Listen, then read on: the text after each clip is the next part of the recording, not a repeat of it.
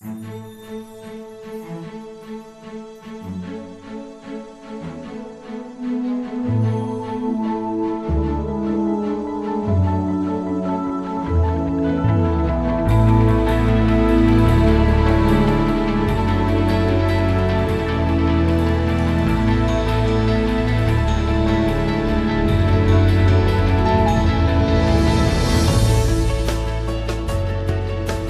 the 40th Annual SBE 22 Broadcast and Technology Expo in Vernon, New York, it's the SBE 22 Student Career Seminar. Welcome. My name is Chris Exaver. I'm your host for today's program. I'm also the chair of Communications and Media Arts at Tompkins Cortland Community College. And I welcome you for joining us today. We have a panel of very distinguished guests, and they represent everything from journalism to engineering, and we're going to meet them in just a moment. But first, I would like to bring in another member of our panel today, and this is my co-host. He is Steve Keeler, and he is the chair of the telecommunications program at Cayuga Community College. Steve? Thank you, Chris. The SBE 22 Student Career Seminar is a collaborative effort between 4 community colleges: Cayuga, TC3, Herkimer, and Onondaga Community College. This event is presented annually at the SBE 22 Expo, and it gives our live audience and those watching over the internet an opportunity to gain insight about pursuing careers in the thriving electronic media business. Our panelists today provide a wide base of knowledge and have joined us to provide candid and relevant insight into the challenges and rewards that come with careers in broadcasting and electronic media. We welcome your input here at the Turning Stone, and we welcome input from those who are viewing us on our video stream today on the internet. We have a chat room. You can post questions or comments during the program. I'll be monitoring the chat room for your comments and presenting your questions to the panel. To enter the chat room, click on the chat room button that is located below the video window on your browser. I'll look forward to reading your comments and sharing your comments with the panelists. Chris? All right, thanks, Steve. Now we're going to meet our distinguished guests, and I'm so excited about this. To my immediate left is Peter Ruffalo, and Peter has been in television for over 33 years. Am I making you feel? I'm sorry about that. That's what I'm told to read. He has professional experience in productions ranging from studio to remote to live to commercial and even educational projects. His experience includes corporate television, which is fantastic. I've actually seen some of what he does. He has a senior post-production position and he has his own facilities. He designs things. He has an independently owned TV production house. It's called Notion Pictures Productions, and it is in Syracuse. He produces broadcast commercials, corporate web, and college recruitment videos, and he has won numerous awards, including a local national award, the Cable Ace Award, Telly Award, and an Emmy Award. And he previously has taught at Syracuse University's Visual and Performing Arts Center, and he's currently an adjunct professor at Cayuga Community College in Auburn, New York. Now, to his left is Kristen Copeland. And Kristen is born and raised right in this area in central New York. She is proud to bring you the top local stories of the day. She produces and co-anchors the Live at 5. It's a news hour, and her co-host is Steve McMurray, and she's recently teamed up with Bill Warden for News Channel 2 at 6. Now, Kristen has been on the News Channel 2 team since September of 2005, and before that, she found a home away from home at SUNY Oneonta, and in 2005, she received her bachelor's degree in mass communications. Now, Kristen is also a Spartan, which is right here in this area. She's a 2001 graduate of the New Hartford High School. Kristen is homegrown. She's devoted to this area. She lives in New Hartford with her husband, Chris, and her dog, Lucy, which I saw a picture of. Lucy's very cute. Jeremy Johnston is a graduate of Cayuga Community College in the telecommunications program. Everybody's tied around Steve, I'm seeing here, and immediately finishing up at CCC. He started an internship. He was accepted in an internship, and that was at Subcat. Now, that's Subcat Music Studios in Syracuse, and this was in 2005. And after 6 months at Subcat, he began working as an engineer, and he has since become part owner. Congratulations on that. And he's an engineer at Subcat. Now, in the past 2 years, he's engineered recordings for Colby O'Dennis, who has an Interscope Records contract, Lloyd Maines, who's a producer for the Dixie Chicks, and Grammy winner Jose Alvarez, as well as dozens of local artists.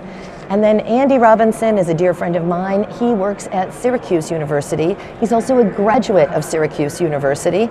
And in May of 2004, he was hired to build and start the campus cable system, which I know very well, Orange TV. He's also an adjunct professor at the SI Newhouse School of Public Communications, which is where I went to school. And he's been teaching there since 2005, and he teaches introductory and advanced television production courses. Now, prior to starting the Orange Television Network, Andy spent 27 years working as a producer, a director, a manager, a videographer, and an editor in public, commercial, and cable television. And he has a production company. He still keeps his fingers on the focus wheel in sports television today as a camera operator and a replay editor for the college and even professional sporting events. So you do stuff for Time Warner Cable, ESPN, CBS, Fox, and other stuff, because we know the Orange, we politically correct now, the Orange are all out there. So that's really where we are. These are our panelists, and we want to get started. We have students in our audience today, and we want to make sure that the students have an opportunity to ask questions, so please be listening and be ready to ask our panelists questions. So this is the SBE Student Career Seminar, and it is presented by Cayuga, Herkimer, Onondaga, and Tompkins Cortland Community Colleges. We are coming to you from the Broadcast and Technology Expo, and it is here at the Turning Stone in Verona, New York. Welcome. We love having you here, and I want to get us started. So, first question, all right, because this is always a toughie. Where do you see the industry growing today? Who wants to take that one? We got 4 panelists. We've got a very different, technology time period. Anybody want to take this? Internet. All right, Kristen, take us a little bit deeper with that. What do you see? Oh, I see a little bit of feedback, I see. Yeah. I see a lot of the broadcasts, as far as the newscasts, because that's where my industry, I see all of our broadcasts going on the internet. I see in a very on-demand setting, because people just don't have time to sit there and watch for, in my case, an hour and a half. Hope you do. But, the constant, I need information and I need it now. So everything mobile, everything on demand, Facebook, everything on the computer. So what does that mean to these students? What do they have to do then differently? Definitely take a class in web design, internet, everything. I didn't have that going to college. Mm-hmm. I missed out on that, and I really wish I had that. I probably should take some sort of class. I'm learning as we go along, but I would definitely take something web-based. And I'll follow up on that. Yeah, thank you, Peter. Really, it's become a very big issue. When I was going to college in television production, everything was geared towards a specific role. You wanted to be camera, you wanted to be a producer, you you're an audio just person. That, though. You really learned that area. I started in cable TV after college, which was great because I was put into a situation where I had to do everything, which now I think that's even more the case now, along with what you were just saying. You need to have many more skills now to really be considered for work, because a lot of like YNN and things like that, the reporter is also the camera person, also the editor, and they also do all the uploads. And so put it up on the really web, important right. to get a wide variety of skills, much more so than when I was going to school.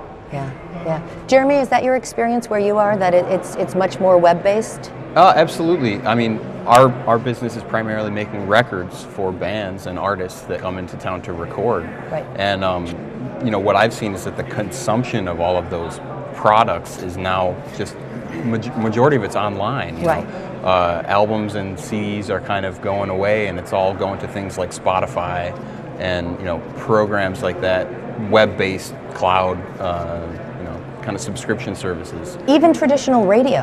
I mean, now tune-in radio. I mean, there are so many things that are just purely online that were very traditional and not that way before. Yeah. So what do you see then in that particular case?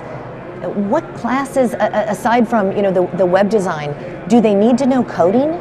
do they need to get into HTML or Java at all, or no? HTML is really important. HTML in my is? opinion. Yeah. Okay. Yeah. And yeah, any kind of web design as far as sites go for any kind of business, I think is really important to have at least a foundation with it. Andy, are you on the same page with that?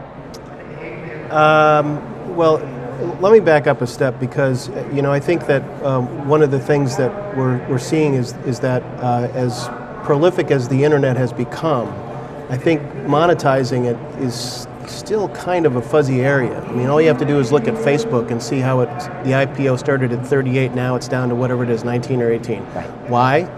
Because it's not quite as profitable as they thought it was going to be. So how do you make money off the internet? And I think that's still a question that has to be answered. I mean, in the old days when the pie was this big and you only sliced it up this way, people were making boatloads of money. But the pie is still this big, but it's being sliced up so many different ways. So I think the idea of the internet is obviously in place.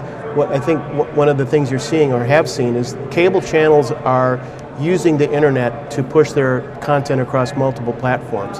So it doesn't feel like a Comedy Central or an HGTV or an ESPN is going to go off of a cable system, but they're just going to continue to push their content out in different ways, mobile, internet, and so forth. I mean, and as far as the HTML is concerned, I think it's excellent to get as much background as possible, but I think that's a little bit more of a technical side. I think for people who want to get into the business as a storyteller, I think storytelling courses, writing, there's kind of like two different tracks there. Gotcha. I do want to make a quick announcement to our audience, because we are coming to you in front of a live audience right now. Students, we have ladies on the side with microphones, and they are ready to take your questions. Of course, you all are students of communication, so you know to watch for the light on the camera before you get up and cross over. But please ask questions, okay? These panelists are here for you today. They can help you. You want to get to know them. So we've got a lot of questions and a lot of things that we're gonna tackle, but I'd like your questions as well. So before we get there, then help me help them find a really solid strategy for finding a job in today's market. Peter, I'm going to start with you just because you're right here. Well, it's challenging right now. Not only are jobs scarce, the other problem is that the jobs are becoming more and more difficult because of things like robotic cameras. I had one student last spring who did an internship at Channel 3 locally, and she was so disappointed because she wanted to run camera, and she found out that all the cameras were robotic. Yeah. And so it kind of changed her whole feeling about, what am I going to do now? So I think a lot of it has to do with finding out what's going on in the industry. Right. Attending things like this, looking for webinars that deal with our business and seeing what kind of jobs are out there. But again, I come back to getting a broad range of experience that kind of, you have to go into areas where you may not have thought you need to do. So if you're going to be a producer, for example, I think you need to know editing. I think you need to look into graphics programs, maybe After Effects, things like that. I have one quick story. I have a very good friend who was in Syracuse and moved to Florida and has an audio production facility there. He was looking for an audio engineer. And as he was looking, it was publicized for the job. He had a lot of people that applied for it. He ended up hiring somebody because he was an audio engineer, but he also did some video production. Turns out that he does some video stuff, and oh, by the way, this was kind of a bonus for him. So expanding your skill sets is probably the best thing that you can do, and keep abreast on what's going on, and network. Gotcha. And networking, isn't that, I think, Kristen, it's such a big part of things, isn't it? We have the robotic cameras too, and I'm just playing off what you were saying as far as taking a job that is available. We have so many people, so many students that come in as interns or new hires, and they wanted to be on TV. Well, that's wonderful, and you may all want to be on TV, but it's not, you have to take what's available. Like I, for example, worked as an overnight producer. Never wanted to be on TV. That's the card that was dealt to me. But I worked as an overnight producer, horrible hours, 11 p.m. to 7 a.m. I worked by myself in the station, had to teach myself everything. My family thought I was absolutely crazy. My friends thought I was crazy. I had the worst schedule as far as sleeping goes. But if I didn't take that, I wouldn't be where I am now. And I have so many people come in, and producing is below them. Writing a script for the web is below them. Having to do something other than being on TV and reading a story is below them. And I can't, I don't like that mindset. You can't be in that mindset. You have to take what is available, grow, then go into what you've always wanted to do. And for all you know, it's not what you always wanted to do, and you'll find what your love is in that broadcasting. But take what's available, get your foot in the door, and work your way up. For those of us who are college professors, one of the things that I think we've seen of late is a sense of entitlement, just in general, with students. And one of the things that I stress with our students all the time is exactly what you said. You're not entitled to start at the top. You're not entitled to not have to run and grab coffee or to set things up or to roll up cable or whatever else. I don't care if you went to my school or Steve's school or the Newhouse school. It doesn't matter. You got to start right at the beginning and work your way up. So that's a very good point, and thank you for driving that back home. Appreciate that. You know what, Chris, I'm just going to have to beg to differ, because the students that I work with, I don't see that sense of entitlement. That's great. I really do see that they know they have to start at the bottom, that they're willing to do anything. Where I tend to see a sense of entitlement usually tends to be at the four-year schools, and I hate to say it, schools like Syracuse University and the Newhouse schools, the top schools where students think, look, I'm paying all this money, therefore I'm entitled, you know, to get in at the top. I don't see that among community college students as a rule. They tend to, I think, have their feet on the ground a little more and tend to be a lot more realistic about what the opportunities are out there. The other thing I would say is, just I have to differ with Peter a bit, there's a lot of jobs out there. I spend a lot of time looking around the country at what jobs are available, what entry-level jobs are available, and how people get jobs. The jobs are out there. Now, the traditional jobs, the ones that I broke into the industry in, or Peter broke into the industry in, those jobs aren't out there. The job market has changed drastically and radically in the last 10 years. But the smart student who's well prepared, who has a broad base of knowledge, can get work. I mean, we've got Jeremy sitting here right with us. I mean, when did you leave Cayuga? 2005. 2005. Jeremy is a great example of someone who prepared himself well for the contemporary job market and got a job right away. But I will say one thing. Like Kristen said, you got to be prepared to do anything. When I got out of graduate school, and I had worked before going to graduate school, and I had worked in television, I'd worked at colleges, and then I got a graduate degree, and I needed a job.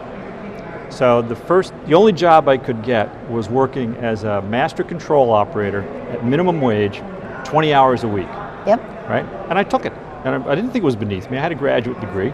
First day I got on the job, just a funny story, the guy who was training me was a student at OCC.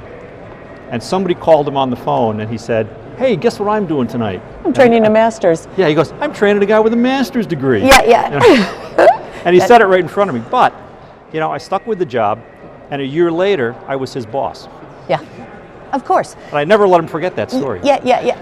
But you bring up something I think imperative, Steve, is Jeremy got that job right off the bat, and my students too who get that job right off the bat, it's because they got that internship. And they went out at that internship and they knocked it out of the park. Yeah, they didn't go are there a huge help. Yeah, it really is, because now you're a known quantity. I do see that we have a question from the audience. So, Maddie? All right. As far as jobs go, I guess, would you say it's I guess easier? Well, which side of television would you say it's easier to get into? The production side or reporting, or like which one has more jobs? I guess if there is a difference. It's always the production side. I mean, there's always more people behind. There's always more people behind the camera than in front of the camera. But when you think about the talent side, folks who are in front of the camera do a lot more than just appear in front of the camera. There's a lot of jobs that are like that, like producing, writing, being talent in front of the camera.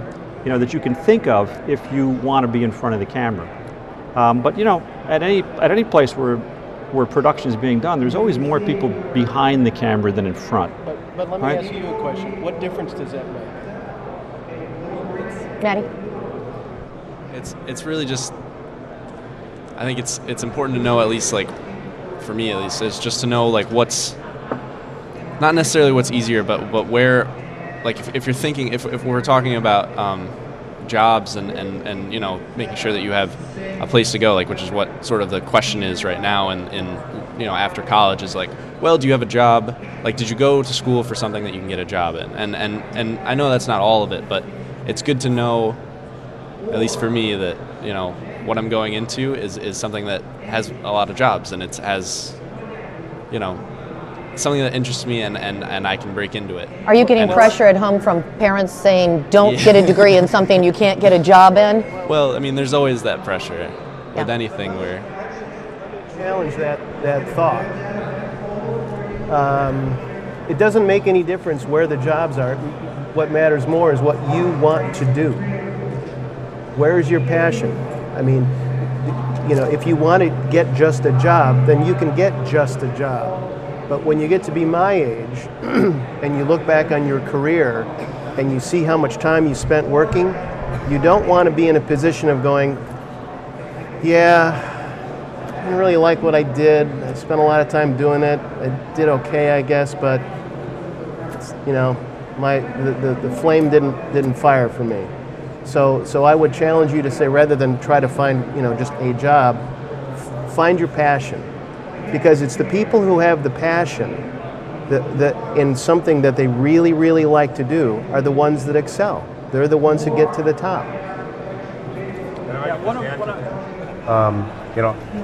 When you find that passion, you may need to expand where you're going to be physically. Sometimes you can be locally where, if you wanted to stay local. I'm from California. I ended up in Washington, D.C. So you may find that the jobs of what you're passionate about may be elsewhere, and then you have to weigh as to whether that's going to matter to you or not. And everybody's different. I had a general manager years ago once say to me, do what you love, the money will follow. Yeah. And I thought that was really wise advice. And I took that advice, and you know what? It worked out. I think you have to figure out what you like doing in this business and what you're good at doing in this business, and try to direct everything that you're training for towards that. Now, what you like doing may not be the first job you get in the business, right? It isn't for most people, but eventually you'll get there. Well, and I think taking off on that, Steve, look at us. We have been through so many different things within the industry, so many different roles, whether we go radio or television, or some are in cinema, some are commercial, some are public. And so it's this opportunity to expand across the board and continue to grow. And you find that work, but it's always, at least in my case, it's always revolved around storytelling in one way or another, whether that was on radio or with television, or even the production side of creating that visual story, because it's that storytelling that makes me so excited. So I think, if you find that nut, whatever that nut is, you might be performing it in many different ways and many different levels. Did you guys want to touch in on that, or are we okay with that one? I agree. Okay. Jeremy, you in the same place? I think it's important to, find a position to get your foot in the door, but, don't take your eyes off the prize, right, of what you really want to do. I mean, that's what you have to chase down eventually. And that internship that we talked about before is the perfect way to discover that. Because, I've had students where they do an internship and they say, boy, am I glad I did my internship there. I found out I definitely do not want to do that. So, and it can happen that way. And until you do it, you really don't know. All right, so we have a really important question to ask here, and that is, what's more important? Is it the piece of paper that says diploma from wherever, or is it experience? Kristen says experience. All right, why do you think so? Well, I went to SUNY Oneonta. I don't have any loans to pay back anymore, so I don't have to worry about that. That's wonderful. And I'm still doing the same job, if not a better job or a higher job, than a lot of my coworkers who went to these prestigious schools. And there's nothing against Syracuse, and I would have loved to have that opportunity, but I I didn't, and even though my diploma says SUNY Oneonta and it's a state school, like I said, I'm still doing the same thing that my coworkers are doing with a degree from Newhouse. And we're not bashing Newhouse. You know, you're at Newhouse. I'm a Newhouse alum. Program. I teach at a state school, and I think any school is what you make out of it. Exactly. Whether it's a Newhouse, whether it's a Park school, whether it's Oneonta, whether it's Plattsburgh, I think you take away and make your experience based upon how you network with your colleagues, how you network with your professors, how you network with the people you meet here at SBE, how you take that then and utilize that. Don't just file that business card away and say, hey guys, you know, I've got a business card from so-and-so. Do something with that business card. Ask to go and shadow them for a day. Knock on their door. Ask if they could do a little workshop with you, if they'd, you know, let you do more. If you are proactive, it doesn't matter what school you go to. And I'm kind of proud of the SUNY schools, but I was also very pleased with my experience at Newhouse. And I have a lot of great alums coming out of the Park School who are doing amazing things out in California, and then bring in our SUNY students to, you know, work with them and intern with them, and it's just a fantastic thing. But you are so right. Experience plays a huge part in that. Be eager and be driven. That's what Kristen just said. Oh, yeah. Do you? Yeah. I mean, I think today where it just seems like the cutoff point is a bachelor's degree to get credentialed, so to speak. I think that experience is obviously extremely important. And that's why students have opportunities to learn outside the classroom, wherever they go, whether it's the student TV station, the radio station, the newspaper, and so forth. Getting those internships, that all counts. But it's, you know, that's great when you're 22. Right. But I think when you're 30, 35, 40, and you're looking to do something else, looking to move around, looking to try to change something, I think it's extremely important to have at minimum an associate's degree, and then more on top of that. Because if nothing else, I think that if you're serious about your studies and what you were saying before, the students who really take advantage of their education, they challenge themselves to learn new things, expand their mind, learn how to think. That all comes in college, and so I'm kind of the mindset that it's both. And yeah. Well, I was just going to add to that, because one of the things that going to school will do for you, it sometimes will force you to take things that are not in your comfort zone. Right. Why am I taking religions religions of Asia? Broadcast or TV people may not think that taking a speech class is important, but if you get into management at a television station or an internet provider or whatever it is, and you have to speak in front of a big group, if you don't have that experience, you're going to be scared to death. So things that may not think that they really belong in my major may be a really good thing to have under your belt. And so being at school and having those experiences, I think, really adds to the whole package of what you present to an employer. And Andy, I will say, and again, because I am a Newhouse alum, it's been wonderful to go back to Newhouse and ask for an alum contact and to say, can I find somebody who's working here, who's from Newhouse? And they say, absolutely, and then I get the name and the contact information. And again, I think those connections can happen from a business card here too, but they have to be formed. And you know, it's not just enough to grab somebody's card and then 3 years later give them a call. There needs to be some sort of touch in between that. So. Oh, it's fantastic stuff. Now, I have been told that we're about ready to take a very short break. So I know we have a question. Is it a quick question, Jackie? Let's hear what a question is, and we'll see. We can maybe start it and then finish. My question is, since you guys are talking about the differences with big four-year universities and community college, aside from networking, what do those big schools have to offer with that extra 40 grand that you couldn't get at a community school? And honey, it's a little bit more than 40 grand, but Andy, I'm going to have you take this. You're the one who's teaching at the big school right now. Okay. Well, I guess this is going to sound like a little bit of a commercial for the big school. But as far as Syracuse is concerned, one of the strongest selling points or one of the strongest advantages you can have coming out of a school like Syracuse are the connections. The Syracuse University Newhouse Alumni Group, I don't know if it's in the water. I don't know if it's some sort of secret spell that they put on us when we go there, but we reach out to our fellow students, our alumni, and try to help them along.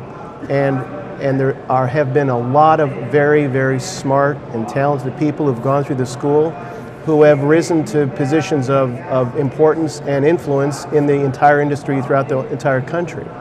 And so just by having that credential is a big plus. Now, having said that, just to diverge a little bit, you have to back it up with talent. Just a real quick story. Do you know Sean McDonough? He's an announcer for ESPN. He graduated from Syracuse in 1984. His father was Will McDonough, who was a very, very, very famous writer for the Boston Globe for many, many years. Will McDonough was an icon. So it wasn't a big surprise that when Sean graduated, he was able to, use his father's influence and sort of make his way into the business without a lot of difficulty. But he's been announcing now for nearly 30 years.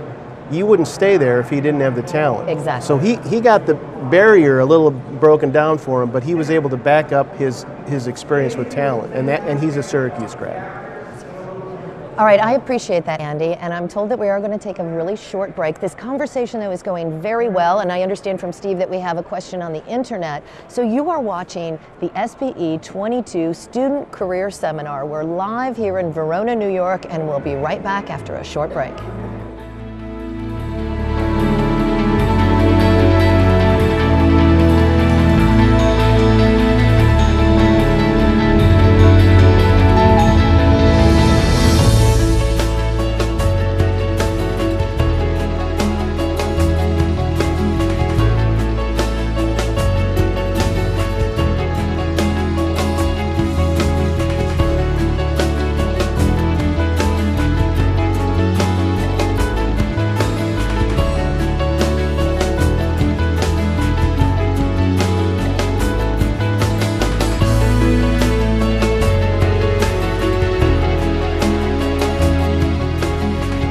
Well, this is the SBE 22 Student Career Seminar, and it's presented by Cayuga, Herkimer, Onondaga, and Tompkins Cortland Community Colleges. We are coming to you from the 40th Annual SBE Broadcast and Technology Expo at the Turning Stone in Verona. Welcome back. My name is Chris Axaver, and I am your host along with Steve Keeler today. And we are in the second half of our career panel. We're presenting segments of the industry from broadcasting and journalism all the way to engineering and everything in between. And here is Steve to reintroduce our guests to you. Thank you, Chris. From left to right, joining us on today's panel are Peter Raffalo, award-winning producer and editor and president of Notion Pictures Productions in Syracuse.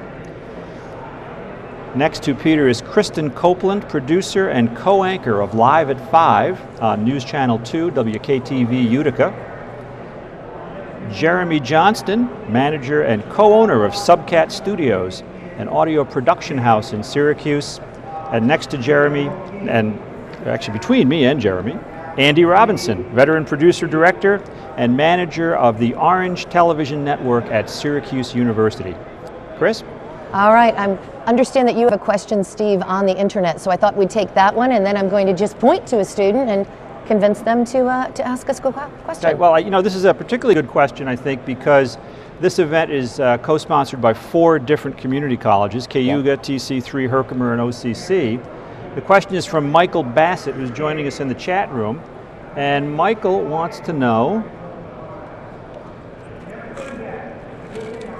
what advice do the panelists have for a student who does not want to transfer after going to a community college, who wants to go straight to work? And I'd throw that out to all 4 of you. Maybe we'll start with Jeremy, because Jeremy, that's exactly what Jeremy did. Yes. Yeah, I mean, my advice would be to start with an internship.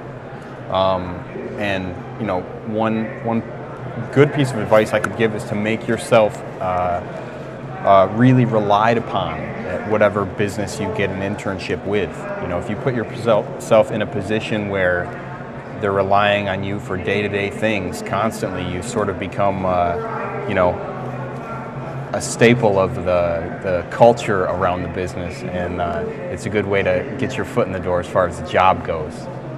Oh, that's a very good point. I like that as well. Anybody differ with that? I don't differ, but make sure you're doing your internships while you're still in school, because a lot of stations only allow internships for credit. So make sure you're doing that before you graduate. And the only thing I would add to that is to be open to the changes in the industry. Technology drives so much of it, and the technology is changing so quickly that skill sets need to be developed for those. And maybe during an internship, or maybe where you go to community college, you can consult with the professors there and say, you know, what sort of things do you think I need to be prepared for? Because that's what they're there for, is to help with a career path, particularly for those students who really are on a 2-year community college basis, and that's really what they want to do. I'd like to pipe in on this one if I could, because as a broadcast professional who worked with a lot of interns, when I was a journalist, I would have a different intern every single night of the week.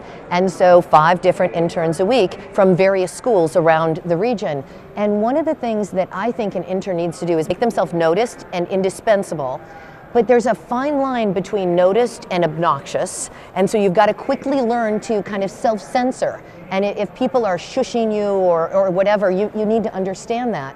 But secondly, I think it's imperative for you to never say to your employer, well, that's not how we do it at school, right? Because, yeah, you're learning one way. There are 15 different ways to do every single thing that we're going to teach you. And your instructor is going to teach you, and you might go to class with me and learn one way, and go to class with Peter or Andy and learn a completely different way. Doesn't mean that any one of those are wrong, they're different.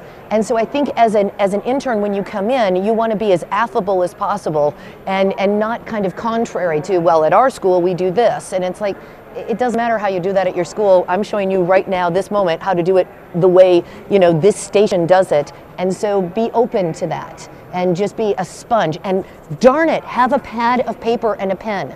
Because when Peter shows you how to edit on his system, he wants to show you once. And he wants you to then not say, oh, how do I find that again? And what drive is it? Write that down as he's telling that to you, so that when you go back later without Peter, you've got it. And then if you are really lost, don't go searching, find him so you don't crash the whole system. You know, but just, you know, have that common sense, I think is really important. Did you want to jump in on that, Andy? If the question is, what should I do if I choose not to go on to a 4-year school and take my associate's degree and move on, I think what we're all kind of saying here is continue to be a lifelong learner. You know, if you're looking to get into the production technical side of things, there are opportunities on the internet to continue to hone your skills. Buy the Adobe production bundle, learn After Effects, Illustrator, Photoshop. Never stop learning. And even coming here, I mean, there's workshops going on behind us where professionals are coming out and they're sharing, you know, the information and the knowledge that they have. So it doesn't have to cost you money to be that lifelong learner. There are ways to do this now, especially with the internet, very, very low cost, if not free. Yeah, that's a really good point. Steve, you got another one. Yes, Dana Malcolm, who's in the chat room, would like to know where a student heavily interested in audio and music production can go for a good internship, and he's not limiting it. Anywhere in the U.S., he says. Right? So starting with Jeremy and working our way out, yes. where can you go? There's a good place in Syracuse. Subcat. we only take on 1 or 2 interns per semester, and we are sort of bombarded with applications for it. So it kind of takes a special person to get their foot in the door with us. We can't take everybody, obviously, but there are other studios, and there's a lot of people doing things on a smaller scale than what we are doing, that are always looking for help and looking for an extra pair of hands. So explain this to me, Jeremy. If you only take on 1 or 2, how do you wade through the applications or the resumes? What stands out to you as, now you're my 1 or 2? Or is it who you know? Is it a professor who said, man, I've got this great kid, take this one? That doesn't have a lot to do with it, really. Okay. And honestly, going back to what we were talking about earlier, it doesn't have a lot to do with what school they went to either. Okay. I don't really take that into account. What's important to us is the experience that you have. And with any studio, we want to hear the records that you've made. We want to hear the projects that you've worked on, and we want to see good quality. And we want to see a list of clients that you have that are happy with your work and want to continue working with you. because that's what we're doing. That's what we're all about. So, yeah. Thank you. All right, Maddie, I see Dylan has a question, so we've got a question from a student in our audience. So coming from a student who's about to come out of community college, I see it as like there's a huge job pool, as I see it, for production, like we were just talking about with my friend Nate. But what do you see as the first step into, you know, getting your foot in the door or just starting that process? Because there's a lot. I mean, it just seems like there's so much opportunity, but where do you file it down to a specific kind of path in order to help get you along in that journey, I guess? So a good question. How do I get started? Are we talking about which area of production that you don't know which area you want to go into? Or is the pool you're talking about that there's so many people out there? I would just have to say so many people out there. I want to be an editor personally for movies, but I mean, like you guys were talking about, I can't just right off the start go and do that. You have to work your way up and do different positions. But just getting started, like what would you say is the first step into getting your foot into that next job, just even in that industry? So Andy just said move to New York or Los Angeles, and that is a big part of that. And luckily, again, even within the two-year schools, we have colleagues who are out in that area working as professionals. So they do have contacts that they can pick up the phone. Is it going to be starting as a PA though, or? It's going to be getting started however you can. You know, I've done a lot of sports TV, and I was teaching a sports production course a couple of years ago. And a student come up to me and asked me, he says, you know, I really want to get into sports. I just really want to, how do I do that? And I said, well, it's not easy, but you have to get close to it. You've got to figure out ways to get close to those entry points. You're not going to get into sports television if you're a bartender or if you're a pet groomer. So if you want to edit television, if you want to edit movies, you have to find ways to get close to it. Kind of a real practical step you can take pretty much right away is build a digital portfolio and start building your website, so that, you know, somebody could say, okay, I've seen what this guy can do. I kind of like his attitude. He's got kind of a nice design. He's got a good eye. He's got some creativity here. Let's give this guy a shot. And it's an easy way for somebody to just click on your link and go, yep, this guy's got something together. Yeah, I would say, you know, specifically for editing, I think there's a couple of ways to go about it. I mean, one would be, you know, if you want to edit, you're talking about editing movies, feature film, right? So you're really talking about having to start in Los Angeles or New York, probably. So one of the best ways to do that is to go on in school and go to a four-year school in either Los Angeles or the Los Angeles area or in the New York City area. And take a filmmaking program. And so what's going to happen is for a couple of years, you're going to be a little sheltered because you're going to be in school. You're not going to have the pressures of immediately finding a job, but you're going to be meeting faculty who are in the business in that area and who have contacts. You're going to be meeting other students who want to do the same thing as you and who are making contacts and who will probably, and if you make friends, share them with you. You might wind up doing an internship somewhere in something related to editing. And that's not a bad way to go, which is to go to a four-year school in a city where you think you're going to work. In your case, maybe Los Angeles or New York. The second way to do it, and I have a student who actually did this, a guy who graduated from the telecom program at Cayuga. He's now working regularly as a feature film editor with only his two-year degree. He didn't go on. And what he did was, while he was in school, he would get things like The Hollywood Reporter and Variety, and he would search the internet for indie films. And indie films needed editors and assistant editors. And so he would go to work for indie films. He didn't care where they were. He didn't care if they were paying or not. And, you know, he would go. He was up in Cape Cod one summer for 8 weeks. They're just giving him room and board, no money. He was the assistant editor. Then he landed another one in New York City. Then he got another one in Syracuse. Then he got another one. And as he kept getting them, you know, and proving what he could do, more people kept hiring him. And eventually, now he's in Hawaii working on a major feature film as I think he's like the head assistant editor, whichever job title that is in film now. And it worked out really well for him. But, you know, he kind of slogged his way through, you know, by working for free, you know, or next to nothing, and just in order to get the experience. So that's another way to do it.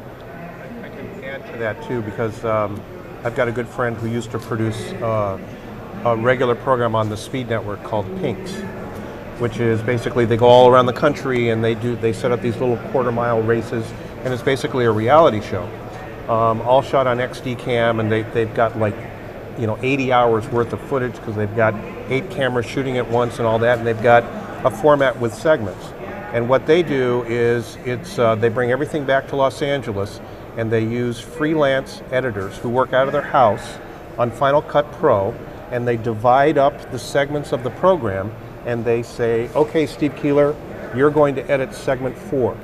And he will put together 7 versions of segment 4. He'll upload an offline of that.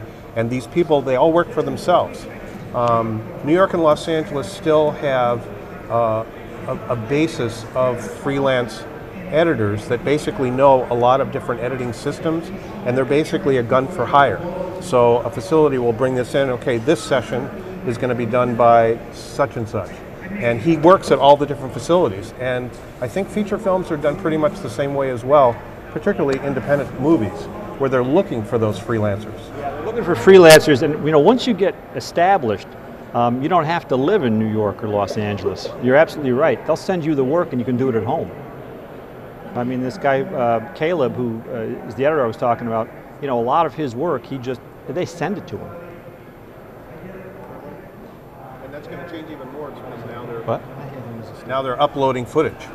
So you don't really have, you can be anywhere in the world and work on these projects. Yeah. But I would also say, at least, you don't have to immediately go to New York or Los Angeles, because there is work locally. You're doing work locally. My show's produced locally. I mean, there are things that happen locally that you can get. The Beekman brothers out of, Sharon Springs, New York. There's work that's happening in our local region. You just have to kind of get your way to that. And I would also say, you know, a place like WCNY, a nonprofit, would probably bring you in as an intern to edit a big documentary, just for, you know, do the rough edit, and then bring their other editor in, and that's a way that you can start building that reel. And Peter might have a big, you know, commercial project where he could use, if you know his system, somebody to do the rough edit, and then he can go in and fine tune it and make it more beautiful. So there are ways to build that, because, you know, not everybody has the ability to go to New York or Los Angeles. We understand that. But because of the digital world that we live in, you can do some things locally. And if that's what you choose to do, man, make it happen, but do it now. You know, I ask my students every day, what have you done today to reach your goal? Today. What have you done? Have you edited something today? If you want to be an editor, edit today. If you want to be a sportscaster, are you calling games? If you're not calling a game, watch a game on the TV, turn down the sound, have your cell phone, your smartphone with the recording device on and call it. Then play yours back with the one that you DVR'd and see how good did you do compared to the person that was on there. I mean, today, every day, do something towards what you want to do. Because if you're waiting for the angel, the little fairy, to come, you know, sprinkle the dust on your shoulder and give you that job later, it ain't happening, kids. I'm sorry, it's not happening that way. So every day. How many of you on the panel were what I would call, when you were in college, a studio rat? Oh my word. Right? We lived there. What's a studio rat, Peter? Well, for me, it was getting a job as a student technician. So we were the ones that set up the monitors for the classes. But we got to shade the cameras. We got to do all the stuff that the regular students didn't get to do. So it's for me, it was an experience of getting my hands on the equipment a lot more than the regular students. Every piece of equipment. One spring break at Cayuga, the studio was wide open. No one signed anything out, so I put my name across the whole week. And I stayed there the whole week, just with my friends engineering whatever we could record. My first 2 years at Syracuse were tough because I had to take a lot of liberal arts courses. And it wasn't my thing. And then my junior year, my very first class in production, I walked into the studio for the very first time and I immediately felt I was at home. I said, oh, this is where I belong. And from that point forward, I've never deviated from wanting to work in production. As a matter of fact, having gone to Syracuse, I kind of had this idea, says, well, when I get to be a certain age, I ought to be a manager, I ought to get out of the studio, I ought to, stop lifting stuff and getting my hands dirty and that kind of thing. And came to the realization, you know what? I really like doing this, and I'm pretty good at it, and I never left. Never wanted to do that. I mean, I've done the management thing, but it wasn't something I aspired to after a while. Okay, I've got a question from the chat room. As a student, this is from Kelsey McBee, and as a student aspiring to make way into the music industry, what should I use to guide my success? Even if I don't have a lot of experience, what should be my guiding principle? A lot of music questions. Yeah. Yeah, no kidding. That's all you. Yeah. What's the guiding principle? Does it have something to do with being a studio rat? Spending a lot of time in the studio, spending a lot of time doing stuff? Sure. I don't really know how to answer that. What I would say, okay, I'll try to answer it. I think it's what we were just talking about. It's doing something all the time. It's always, it's having a camera, always shooting, always being in the studio, always producing, even if you're not doing, who cares if you have a class project? That's the way I put it, right? You should be producing stuff all the time. You should be practicing all the time, whatever your thing is. If it's audio, you should be recording. If you're interested in video production, you should be shooting and editing your own stuff all the time. If you want to be in front of the camera, you should be practicing in front of the camera. You should be. That's even after Yeah. you land a job. Yeah. The practice has to continue. We have 3 student questions, so I'm excited about this. And Jackie, if you could take the first one. With the convergence of radio and the internet, what does that do to the possibilities of getting a job as a regular DJ on the airwaves? Do you want to, am I the radio person or no? I'm it? Okay, I'm the radio person. So let me tell you a little bit about what I know about radio now. I still do radio for some local radio stations, and I'm podcasting as well. And radio now is absolutely, you finish your shift as a regular DJ, and then you go into the production room and you do at least 2 more shifts for stations that your organization owns in Maine or wherever else. The great thing is, from the perspective of an announcer and becoming famous or having notoriety, you're on so many more stations than ever before that thousands of people are hearing you. Now let me give you the downside of that. You just took 2 jobs away from 2 other DJs, and you're working a lot harder than you have in the past.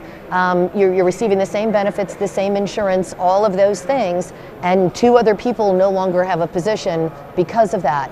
So it's a double-edged sword. It's a sword that, the individual, and you're making a little bit more money than you would have before. Radio notoriously pays quite poorly, but so does broadcast journalism as a beginner, and does television production and even movie production. I mean, when you're starting out very low, the pay is right above the poverty line. I mean, that's when you start. Now, you're going to get up that and past that once you become, exceptional at it, but that's what it's going to start at.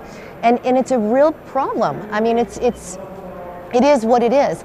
Now, conversely, there are more opportunities with satellite radio. Here's what I didn't know about satellite radio. For those of you who don't know, I have a television show about cooking, and I thought, well, I'll do a satellite radio version of that. Isn't this fantastic? Well, it's not as easy as you think it would be. It's not that I just get to go and put this show on satellite radio. I have to sell it. So in order to go on satellite radio, I need to come in with my own sponsors already wrapped up who say, oh yeah, we'll pay for this show. So, I find whatever cooking, KitchenAid to say we'll sponsor the show, and they'll be on the breaks. And then if I come with that entire package, satellite radio will happily take me in. That's, unless you get on something, like an O network, but for the most part, you have to sell your own programming. So it's completely changed, and it's a bigger learning curve, let's put it that way. But again, we're lifelong learners, or we need to be. So, in that process, that's kind of where we go. All right, Jackie, you had a second question over here? Yes, with going back to internships, what advice would you give to a person who wants more and needs more experience, but is on the verge of graduating from the school? Ah. I mean, I would say just be willing to work for free. Even if you can't land a bona fide internship, they still might let you in as like a job shadow, you know, to come in once or twice or a couple days a week. Maybe it won't be a regular schedule, but just on off hours to help out with different things. And just be willing to work for free until you can get the internship. And I don't know if all the schools do this or not. Your particular school has an alumni association benefit that you're allowed to take one class for $25 for free. And that could be an internship. And I know, I'm going to tell the secret, let it out of the bag. I've had many Newhouse alum who've come to me at TC3 and taken an internship class with me and gotten the credit at TC3 and sent it back over to Newhouse because I'm so much more affordable. So they come in and we do a 1 or 3 credit internship at the big school, and then they shoot it back to their home college because we're affordable. And as an alum, you could do that. You could, if the requirement was at the station that it has to be for credit. And let me explain to you why it has to be for credit. If you're just in there working for free, they can get in a lot of trouble, right? Because, you know, the Department of Labor doesn't really like people working for free. But if you're doing it for college credit and it's part of your education, then they're under that umbrella and we take the onus as the faculty. So, you know, talk with Steve or talk with myself if you're one of ours. Talk with, you know, with Vinny or Tony or whoever. Talk with your professors to find out, because there might be a way that you could do that after you've graduated that doesn't cost you a lot of money. So that you can continue to earn that graduate credit experience that you need. And it doesn't always have to be that expensive, and you're not always shut out. Does that work? All right, did you have a third one, Jackie? Yes. Yes, I love this. My question is about freelancing. What are the advantages and disadvantages, and how do you get started on that? How do you get your foot in the door if you're not working? Freelancing. You guys are freelancers. Well, networking is probably the first thing that comes to my mind. Knowing people who already freelance, getting your foot in the door. Most people that hire freelancers, they have a pool of people that they regularly go to, and you're pretty much only as employable as your last gig. So if you did a really good job and you really hustled, and you know, if you get that foot in the door, go above and beyond as much as you can and learn as much as you can. But like I said, my experience is, and I use freelancers all the time, I have a first person I call when something comes up. And then if they're booked, I go on to other people. So networking with other freelancers is one of the ways. Don't say no. If someone calls, big, small, whatever the job is, don't say no, because that gets the ball rolling. One nice thing about it is the variety of work that you get to work on. I mean, you don't get sort of stuck in a rut or routine of the same thing every day. If you were at, you know, in a single employed position, if you're freelancing, you kind of get to do all sorts of things, and you gain more experience that way too, because you might be able to take jobs that, you know, maybe are a little bit outside your comfort zone, but it gives you some experience and it lets you learn kind of on the job too, you know. There's also a very practical aspect to it, keeping track of your finances and filing quarterly tax returns, and managing your cash flow. When you're in, can you still hear me okay? Okay. We can hear you. Okay. You know, like in sports, we have seasons. And so if you're living in Syracuse like I am, you're not as busy in summer because we don't have a baseball team that does a lot. The football team is in Syracuse is kind of down. So if I was a freelancer in Syracuse, you know, I'd know that my summer is going to be slow. So I'd want to make sure I manage my cash flow. But the practical aspects of filing a DBA, doing your taxes, making sure that you, like for example, you know, if you get a check for $400, guy says, you know, I'm working for 10 hours, you get $400. Wow, $400. No, not $400. You got to take money out of that to pay your taxes, to pay Social Security, and so forth. And that's a really good point too. If you do work in Hollywood, you have to hold on to those stubs so that you can get into the unions later on, and that's really important. So keep track of that financial stuff. Hey folks, we are wrapping up now. I can't thank you enough for being here, but my wise words of wisdom is these folks, they're not just going to run right out the door. So you have an opportunity for a one-on-one with them afterwards and to exchange those business cards that I know at least my students have in their hot little hands. So exchange those cards. And Steve, what do you want to share here at the end? Well, Chris, what I would say is I think we learned 3 important things today: experience, credentials, and contacts. Those are the 3 things every student should be working on. Experience, credentials, and contacts. And speaking of contacts, I would like to thank our guests today. So we had Peter Ruffalo, and he's of Notion Pictures. He also teaches. You can speak with him. Kristen Copeland, those of you journalist wannabes, all right? She is over at WKTV in Utica, and she is an asset for you as well. Jeremy Johnson, you got a lot of web chat. I know there are music folks out there, and he is with Subcat Productions. And Andy Robinson, who's done a bit of everything, and also is at Orange TV at Syracuse University.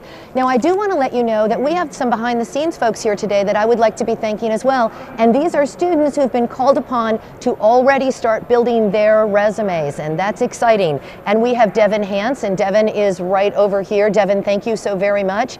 She is flooring today, and she's also won a scholarship through SBE. Maddie Lozano is one of our journalists today. She's going to be doing another student program today where she gets to practice her journalism skills.